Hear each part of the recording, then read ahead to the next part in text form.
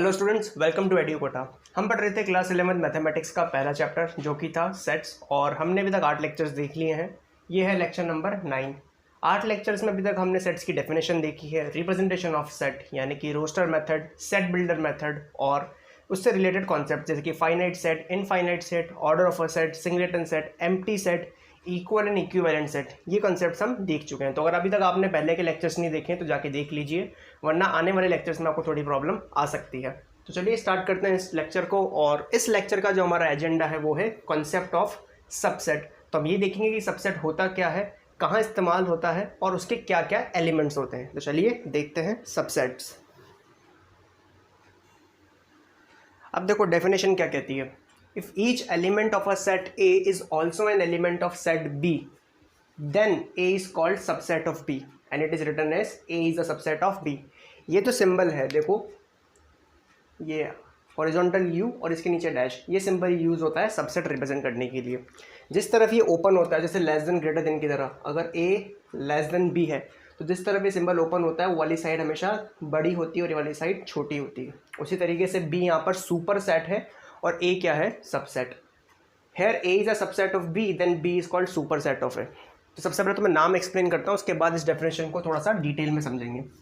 जैसे आप कीबोर्ड में भी टाइप करते वक्त लिखते हो ना, ये x1, यहाँ पर ये 1 क्या होता है, सबसेट, और ये x की पावर n ये क्या होता है, स्क्रिप्ट। सेट नहीं स्क्रिप्ट, ये सबस्क्रिप्ट होती है और ये क्या होती है, सुपर स्क्रिप्ट। उसी तरीके से जो छोटा सेट है, छोटा टुकड़ा है, उसे हम कहते हैं सबसेट, और जो उसका बड़ा टुकड़ा होता है जिसका कि वो सबसेट है, जिसका कि वो पार्ट है, उसे अपन कहते हैं सुपर सेट। अब क्या कंडीशन, ये डेफिनेशन क्या कंडीशन बताती है, ये कहती है कि अगर ए में आने वाला हर एलिमेंट बी में भी हो, बी में ज़्यादा भी हो सकते हैं, कम भी हो सकते हैं, लेकिन ए में अगर 5 एलिमेंट है तो वही के वही 5 एलिमेंट अगर बी में भी लाई करते हैं तो ए बी का सबसेट है और बी ए का सुपर सेट होगा। समझ में आई? जैसे एग्जांपल देखो, ए क्या है 1,2 और बी क्या है 1 2 3। तो ए में लाई करने वाला हर एलिमेंट 1 यहाँ पर भी है, 2 यहाँ पर भी है, तो ए बी का सबसेट है। यानी कि भैया अगर कोई भी एक एलिमेंट ऐसा हो, इस डेफिनेशन के अकॉर्डिंग ये बात भी है कि अगर कोई भी एक एलिमेंट ऐसा है जो दूसरे सेट पर लाई नहीं करता तो फिर ए इसका सबसेट नहीं होगा। जैसे नीचे आ जाओ, अगर ए बी सी एक सेट है तो ए बी में भी लाई कर रहा है, जो बी इसका एलिमेंट है वो भी बी में है, लेकिन इसके पास सी है जो बी में लाई नहीं करता। अब बी चाहे कितना ही बड़ा सेट क्यों ना हो, वो इसका सुपर सेट नहीं हो सकता, क्योंकि ये जो ए है ये बी का सबसेट नहीं है। अगर आप बी के सबसेट लिस्ट करोगे, जो कि मैं सिखाऊंगा, टोटल नंबर ऑफ जितने सबसेट्स होते हैं उनको अपन इंडिविजुअली लिस्ट कर सकते हैं। तो अगर बी के जितने भी इसमें 4 एलिमेंट है तो 2 की पावर 4, यानी कि इसके टोटल 16 सबसेट्स होंगे। वो कैसे होंगे देखेंगे। तो अगर इसके मैं 16 के 16 सबसेट लिखूंगा ना, उनमें से कोई भी सबसेट ये नहीं होगा। क्यों? क्योंकि इसमें सी लाई करता है, लेकिन बी में जो है वो सी लाई नहीं करता। क्लियर हुआ? तो ये डेफिनेशन कहती है कि भैया अगर सेट ए में लाई करने वाला हर एलिमेंट बी का भी पार्ट है, यानी कि वो बी में भी लाई करता है, तब जाके ए बी का सबसेट होगा। और इसके लिए हम ये सिंबल यूज़ करेंगे। अब बहुत बच्चों को ये भी डाउट होगा जिन्होंने पहले पढ़ रखा है या कहीं और से देखा है कि सर सबसेट के लिए तो सिंबल ये यूज़ होता है, ये नीचे जो लाइन है ये नहीं आती है। तो मैं अभी इसी लेक्चर में प्रॉपर और इम्प्रॉपर सबसेट समझाऊंगा, तब ये बात भी क्लियर कर दूंगा। वैसे तो मैं बता दूं कि अगर तुम बोर्ड में भी लिख के आते हो तो कोई नंबर नहीं काटता, बट हाँ हम भी वो प्रॉपर इम्प्रॉपर सबसेट पढ़ाने के बाद पूरे चैप्टर में यही यूज़ करेंगे। ये सिंबल तब यूज़ होता है जब आप एम्प्टी सेट या फिर सेट की खुद की बात कर रहे हो। जैसे हर सेट खुद का सबसेट तो होता है, ये वो लिखवाऊंगा अभी, ये तब ये सिंबल यूज़ होता है, या फिर एक फाई के लिए होता है। बाकी जो भी इम्प्रॉपर सबसेट्स होते ये इम्प्रॉपर सबसेट कहलाते हैं। जो प्रॉपर सबसेट होते हैं इनके लिए सिंबल यूज़ होगा, ये हम देखेंगे लेक्चर में। तो अभी उसको माइंड मत करना, इस पोर्शन के लिए जो लिखा है उसी को नोट करना। अब देखिए, तो अगर यानी कि ए डेफिनेशन के अकॉर्डिंग क्या है कि अगर ए बी का सबसेट है तो क्या होगा, और अगर ऐसा होगा तो बी का सबसेट होगा। ये इफ का यही मतलब है। अगर ए बी का सबसेट है तो ए में लाई करने वाला हर एलिमेंट इम्प्लाई करता है कि वो बी में भी लाई करेगा। एग्जाम्पल, अगर तुम किसी क्लास के स्टूडेंट हो, जैसे मान लो 8th क्लास के स्टूडेंट हो, तो तुम किसी पर्टिकुलर स्कूल में पढ़ रहे हो, तो अगर तुम 8th क्लास में लाई करते हो तो तुम स्कूल में तो लाई करते ही हो ना। यानी कि तुम्हारा 8th क्लास में लाई करना इस बात को ऑटोमेटिकली इम्प्लाई या कहूँ इंश्योर कर रहा है कि तुम स्कूल के स्टूडेंट हो। सपोज तुम XYZ कोचिंग में पढ़ते हो, उस बिल्डिंग के अंदर बैठ के उसके क्लासरूम में पढ़ रहे हो। तो मान लो तुम 11th की कोचिंग ले रहे हो, हम 11th की मैथ्स पढ़ रहे हैं, तो अगर तुम उस क्लास में बैठे हो तो तुम 11th क्लास के सेट का हिस्सा हो, तो ऑटोमेटिकली इस कोचिंग के सेट का भी तो हिस्सा होगा ना। तो कोचिंग बड़ा सेट है।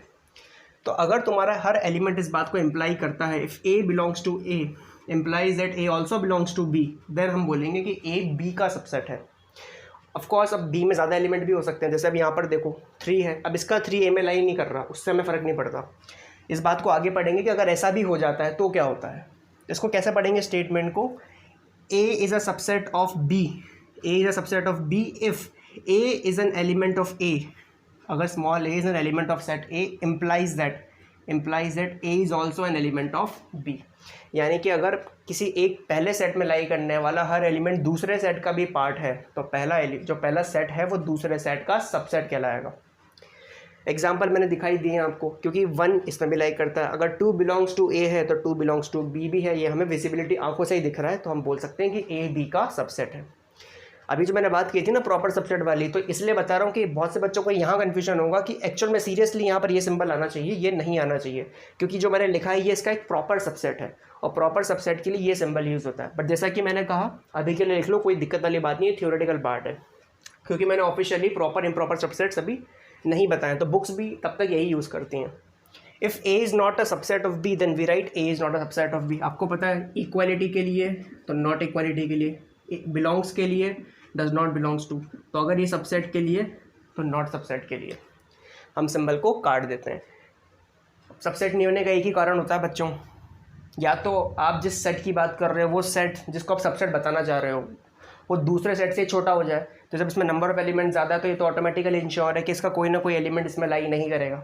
ठीक है, पहली बात तो ये कि आप जिसको सबसेट बनाना चाह रहे हो पहले तो उसको देख लो कि अगर वही बड़ा है तो भाई बड़ा इंसान तो छोटे का सबसेट कैसे हो सकता है, पहली चीज़। दूसरा, अगर वो छोटा भी है तो उसमें देखो कि उसका हर एलिमेंट बड़े वाले सेट में होना चाहिए, अगर नहीं है तो आप उस रीज़न को बेस बना के कह सकते हो कि आपका ये सबसेट नहीं है। तो इतना उतार लो, ये तो ईजी पार्ट है, जल्दी से नोट कर लो इतना। तो 3, 2 और 1 नोट हो गया होगा।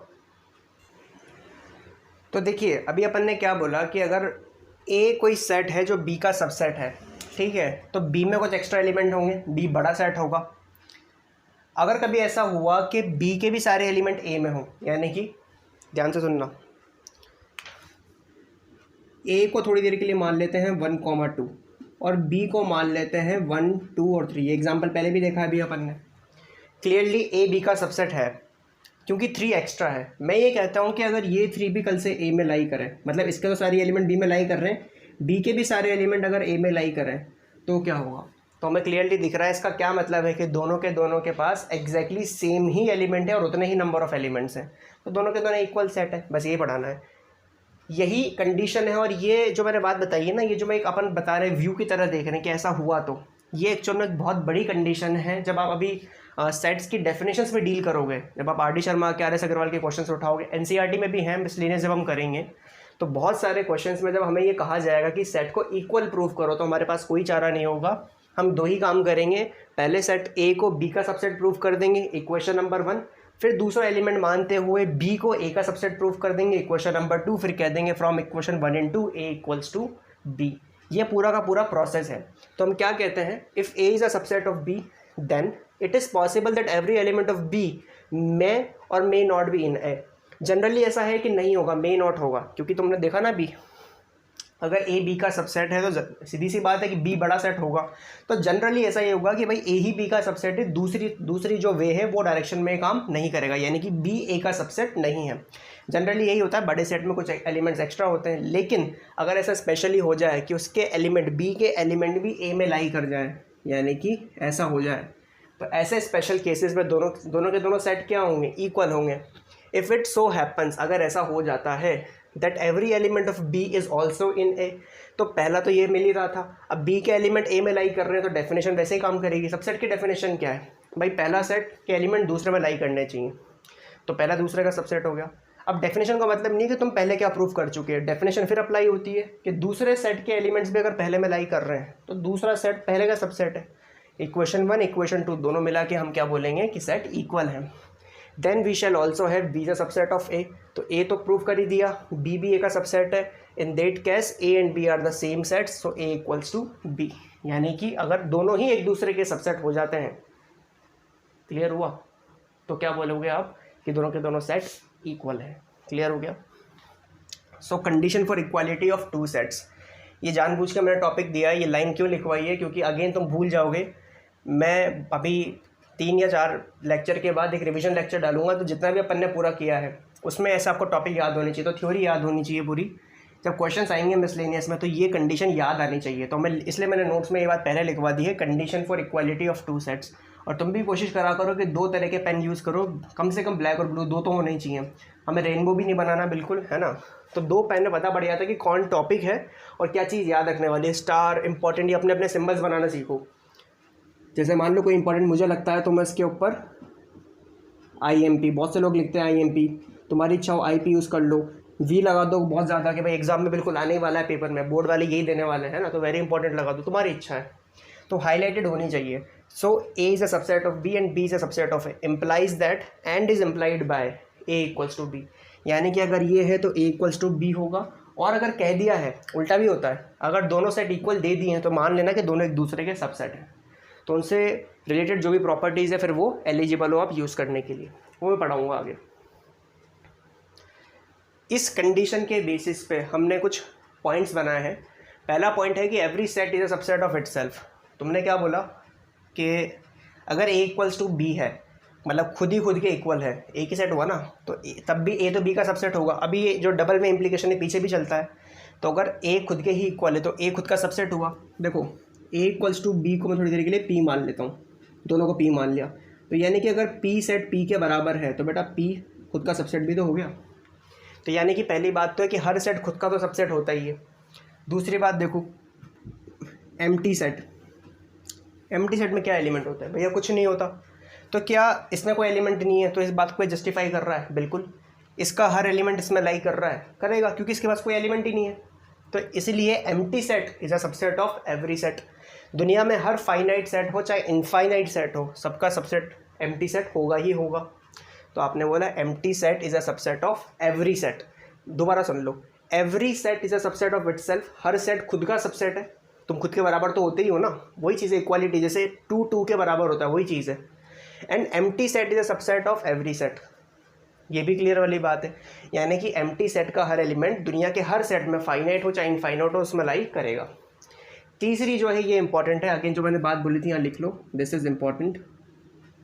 Total number of subset of any set A. बहुत सी बुक्स फाइनाइट लिखती है बट मैं उसकी नीड नहीं समझता। अगर अंडरस्टूड है, अगर इनफाइनाइट है तो इनफाइनाइट होगा, क्योंकि फॉर्मूला यही कहता है total number of subsets of any set A is equals to 2 की power n of A, where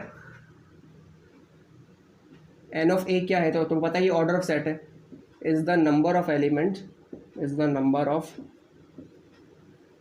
elements in set A. अब बच्चों अगर तुम्हें ये लाइन भी इसके नीचे लिखने की ज़रूरत पड़ रही है ना, मैंने अभी लिखी है नोट्स में, मैंने भी नहीं लिख रखी है अपने, तो फिर तुमने पहले के नोट्स रिवाइज नहीं करे, ध्यान रखना, है ना। ये तो तुम्हें देखते समझ में आ जाना चाहिए, cardinal number, order of set, तो थ्योरी रिवाइज करते रहा करो। ये बहुत इंपॉर्टेंट थ्योरम है। ये क्या कहती है कि अगर एक सेट के पास 3 एलिमेंट है, उसका ऑर्डर यानी कि 3 हुआ, तो उसके टोटल नंबर ऑफ सबसेट कितने होंगे? 2 की पावर 3। इस हिसाब से एम्प्टी सेट के कितने सबसेट हो गए? ध्यान देना, 2 की पावर 0, क्योंकि ऑर्डर कितना होता है 0, 2 की पावर 0 कितना होता है 1। तो एम्प्टी सेट का एक ही सबसेट है, वो है खुद एम्प्टी सेट। तो ये दोनों थ्योरम से जस्टिफाई हो रही है। Empty set is a subset of every set पहला, and every set is a subset of itself. तो दोनों ही केस में एम्प्टी सेट के लिए सबसेट कौन हुआ? खुद वही हुआ। उसी प्रकार से मान लो कोई सेट है, इसमें कितने एलिमेंट है? एक, तो इसका ऑर्डर कितना है 1, तो इसके सबसेट कितने होंगे? 2 की पावर 1, यानी कि 2 ही सबसेट। क्या क्या होंगे लिस्ट कर सकते हो? एक तो खुद 5 होगा और दूसरा ही खुद होगा। तो समझ लो इस बात को, दुनिया में अगर इनफाइनाइट सेट है तो ऑर्डर इनफाइनाइट होगा, तो सबसेट भी 2 की पावर इनफाइनाइट यानी कि इनफाइनाइट बनेंगे। उसके ऊपर मैं जाना भी नहीं, हमारे सिलेबस में वो चीज़ है भी नहीं।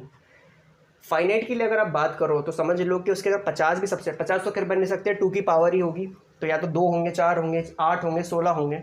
अगर मान लो किसी के 64 भी सबसेट है तो ये 2 तो फिक्स्ड होते हैं, यानी कि 62 लिस्ट करने हैं, 2 तो फिक्स्ड है हमेशा, ये तो जाके सबसे पहले बैठेंगे। क्लियर हो गया? तो यानी कि अगर आपके 16 सबसेट हैं तो 16 में से आपको 2 सबसेट फिक्स्ड हो जाते हैं, बाकी की जो 14 सबसेट्स हैं वो आपको लिस्ट करने होते हैं। इसलिए मैंने पीछे इतना आसानी से कैलकुलेट कर लिया था कि भाई इसके 4 एलिमेंट है तो 16 सबसेट बनेंगे, पहली चीज़। दूसरी चीज़ कि ये जो 2 सबसेट फिक्स्ड होते हैं ना, बिल्कुल बैड जाते हैं जाके, इन्हीं को कहते हैं, क्या बोलते हैं, इम्प्रॉपर सबसेट्स। ये कहलाते हैं दोनों के दोनों इम्प्रॉपर सबसेट। तो यानी कि प्रॉपर सबसेट कितने हुए? ध्यान से सुनना। इम्प्रॉपर सबसेट क्यों कहते हैं मैं डेफिनेशन लिखवाऊंगा, पहले समझ लो यहाँ पर इम्प्रॉपर सबसेट का मतलब होता है, जैसे मान लो मैं तुमसे कहूँ कि ये केक है, इसका कंसेप्ट समझना बच्चों। मैंने कहा कि इस केक में से मैंने इतना पोर्शन कट कर लिया, तो तुम क्या बोलोगे? तुम्हें पता है ये माइनर सेक्टर है और ये जो बचा हुआ है मेजर सेक्टर है, सर्किल में पड़ा होगा। तो ये पूरा क्या है? Major sector minor. मैंने इसको ऐसे काटा, मेजर माइनर तो कुछ है नहीं, सेमी, तो बोलोगे भाई सेमी सेमी सर्किल है। मैंने अब इसका हिस्सा बढ़ा लिया, अब मैं इसको शेड कर रहा हूँ, तब भी मेजर माइनर वाला पार्ट है। हर केस में तुम बोलोगे कि एक टुकड़ा है, ये पूरा का पूरा सर्किल है, मैंने इसका इतना सा पोर्शन काट लिया बस, तो ये ऐसा रह गया। अब भी आप क्या बोलोगे कि एक टुकड़ा आपके हाथ में है। बच्चों कल से मैं ये बोलूँ कि ये जो पूरा का पूरा सर्किल है, ये मान लो पिज़्ज़ा है और मैं पूरा का पूरा पिज़्ज़ा ही उठा लूँ, तो ये टुकड़ा थोड़ी हुआ फिर। This is not a subset. मेरा बात समझ रहे हो? आप 1 किलो आइसक्रीम लेके आए और उसमें से आपने 100 ग्राम बाउल्स में निकाल दी, दीज आर सबसेट्स। वो 10 सबसेट बना दिया आपने उसके। आपने 900 ग्राम एक तरफ रखी, आपने 990 ग्राम एक तरफ रखी, 10 ग्राम आइसक्रीम किसी को दी, वो भी उसका एक सबसेट है। अब तुम बोलोगे पूरा का पूरा 1 किलो का डिब्बा लाए, वो 1 किलो का 1 किलो तुमने उठा के रख लिया, तुम उसको सबसेट कह रहे हो, तो ये तो गलत है। तो वो प्रॉपर कहाँ हुआ? That is improper subset. ध्यान रखना, जैसे फ्रैक्शंस के लिए भी होता है ना भाई। तुम्हें एक बार बताओ फ्रैक्शंस यूज़ कहाँ होते हैं, ये मैं ये भी समझा देता हूँ, बहुत से बच्चों को दिक्कत होती है। 2/7 और 7/2, this is called proper fraction, this is called improper. इसको इम्प्रॉपर क्यों कह रहे हैं भाई? है तो फ्रैक्शन ही। मैंने कहा क्योंकि इसका न्यूमरेटर बड़ा है। तुमने बोला तो तुम्हें नहीं सिखाया होगा किसी ने कभी भी, ये ध्यान रखना। 7/2 को मैं कैसे लिख सकता हूँ? ये 3.5 है, तो बच्चों मैं इसको लिखूंगा 3 + 1/2। क्या मैं इसको ऐसे लिख सकता हूँ? तुमने कहा यस। तो मैंने कहा एक बात बताओ, अभी जो 7/2 है ये फ्रैक्शन प्रॉपरली है क्या? नहीं है ना, इसमें एक इंटीजर पार्ट था ना जिसको आपने अलग नहीं किया था। फ्रैक्शन का मतलब तब होता है जब इंटीजर हटाने के बाद 0 से लेके 0.99 तक आपके पास एक फ्रैक्शनल पार्ट बचे जो उसको फ्रैक्शन बना रहा है। इस 7/2 को फ्रैक्शन बना कौन रहा है? ये हाफ बना रहा है, ये 0.5 बना रहा है। भाई 3 तो इंटीजर पार्ट था ना, लेकिन जो 2/7 है, क्या इसको कोई फ्रैक्शन बना रहा है? बिल्कुल, इसका कोई इंटीजर पार्ट नहीं है। तो ये पूरा का पूरा एक प्रॉपर फ्रैक्शन कहलाता है। यानी कि 7/7 तो हो जाएगा 1, उसके पहले के जो भी होंगे 6/7 से लेके पूरा पीछे तक वो प्रॉपर फ्रैक्शंस होंगे। और जैसे ही न्यूमरेटर डिनोमिनेटर से बड़ा होता है हम उसे बोल देते हैं इम्प्रॉपर। तो क्योंकि डेफिनेशन जस्टिफाई कहाँ हो रही, वो एक कहने के लिए फ्रैक्शन है, पर आपको पता है कि फ्रैक्शन बनाने के लिए 3 तो रेस्पॉन्सिबल नहीं है, वो तो इंटीजर पार्ट है। उसी प्रकार से जब एक सेट के अंदर आप सेट आपस में इक्वली हो जाते हैं दोनों सेट, तो वो प्रॉपर सबसेट तो नहीं कहलाएगा ना। सब तुम सब लगा रहे हो तो सब छोटा होना चाहिए। तुम बोलोगे चलो ठीक है, ये समझ में आ गया। एम्प्टी सेट, मैंने कहा एम्प्टी सेट में भी सेम चीज़ है। देखो तुमने सेट में से लिया ही क्या फिर? एक तो होता है कि पूरा का पूरा पिज़्ज़ा ले लो, तब भी तुम सबसेट नहीं हो, तुम्हारे पास पूरा ही शेयर है, तो तुम होल्डर कहाँ हुए? शेयर होल्डर कहाँ हुए? 100% तुम तो मालिक हुए ना फिर, है ना। अब तुम बोलो कि तुम्हारा 0% शेयर है, तब भी तुम शेयर होल्डर कहाँ हुए? तब तो कंपनी से मतलब ही नहीं होना चाहिए। सेम चीज़ बता रहा हूँ, एक तो तुमने पूरा पिज़्ज़ा ले लिया, तुमने पिज़्ज़ा में से एक दाना भी नहीं उठाया, तो उस केस में भी क्या हुआ? तुम्हारे हाथ में कुछ है क्या? जब कुछ है ही नहीं तो फिर तुम कहीं के सबसेट हो, तो तुम प्रॉपर नहीं इम्प्रॉपर सबसेट कहलाते हो। तो इसीलिए इन दोनों को इम्प्रॉपर कहते हैं। बाकी के जो 2n - 2, क्योंकि दो तो क्या हो गए इम्प्रॉपर, तो 2n - 2 ये जो होते हैं 2 की पावर n - 2, सॉरी 2 की पावर n - 2, ये जो बचते हैं ये प्रॉपर सबसेट होते हैं। तो हम इनकी डेफिनेशन देखेंगे, यहाँ तक नोट कर लो और ये तीनों के तीनों पॉइंट निकाल लो। जो भी मैंने कचरा करा है इसको मैं मिटा देता हूँ, ठीक है। ओरिजिनल हम कंडीशन में रिस्टोर कर देते हैं बोर्ड को। नोट्स प्रॉपर्ली बनाया करो, स्पेसिंग दिया करो, और हर 5-6 पेज के बाद एक जैसे कॉपी होती है ना ऐसी, तो ये वाला एक पेज छोड़ दिया करो।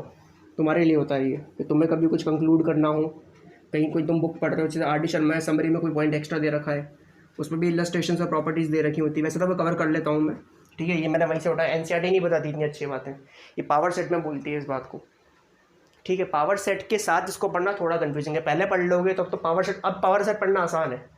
सबसेट का सेट ही पावर सेट होता है, नोट करो। फिर ये जो मैंने बोला है प्रॉपर इम्प्रॉपर, इसकी डेफिनेशन लिखवा देता हूँ। सो आई होप नोट हो गया होगा। तो ये डेफिनेशन है प्रॉपर सबसेट की और इम्प्रॉपर की। तो क्या कहती है डेफिनेशन, देखो एक बार। The set A is called the proper subset of B if and only if each element of A is the element of B and there is at least one element of B which is not an element of the set ए। यानी कि जो general case होता है वो कह ये रहा है कि भैया ए का तो एलिमेंट बी में लाइक करे तभी तो सबसेट होगा, लेकिन जो सेट बी है ना वो बड़ा होना चाहिए इसे, यानी कि उसमें कम से कम एक ऐसा एलिमेंट हो जो ए में लाइन नहीं करता हो, क्योंकि वो भी कर जाएगा तो इक्वल नहीं हो जाएंगे। यानी कि हमने जो पहला एग्जाम्पल लिया था ना 1 2 और 1 2 3, ये कह रहा है ऐसा एग्जाम्पल चलेगा। ये प्रॉपर सबसेट था बी का।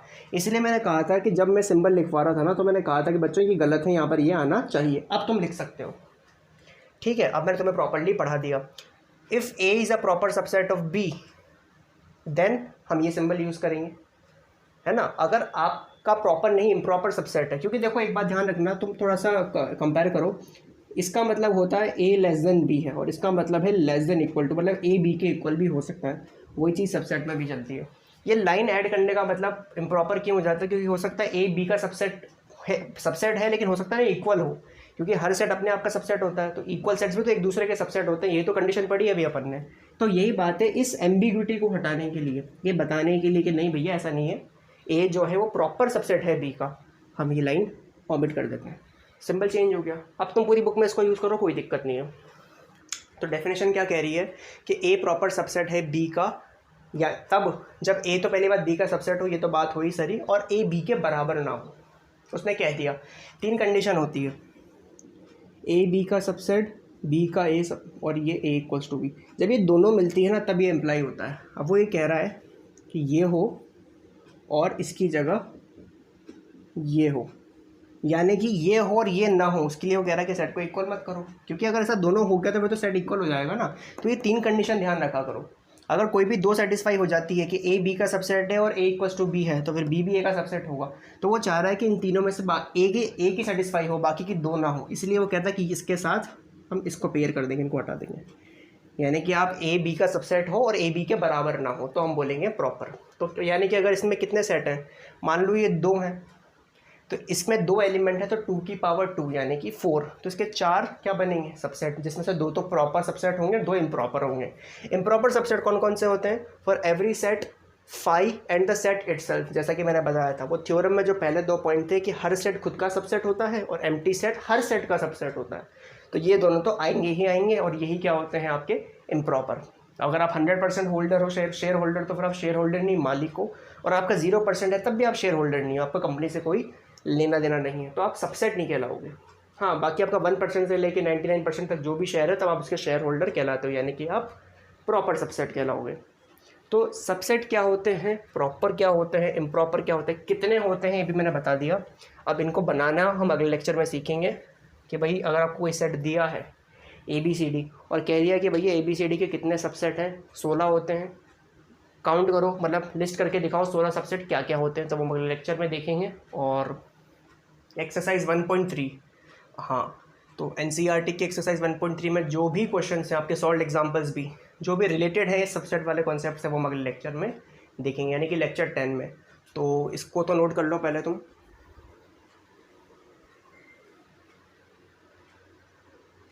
तो आई होप कि नोट हो गया होगा, पॉज कर लिया करो वीडियो। तो इस लेक्चर को एंड तक देखने के लिए आप लोगों का धन्यवाद। जय हिंद, वंदे मातरम।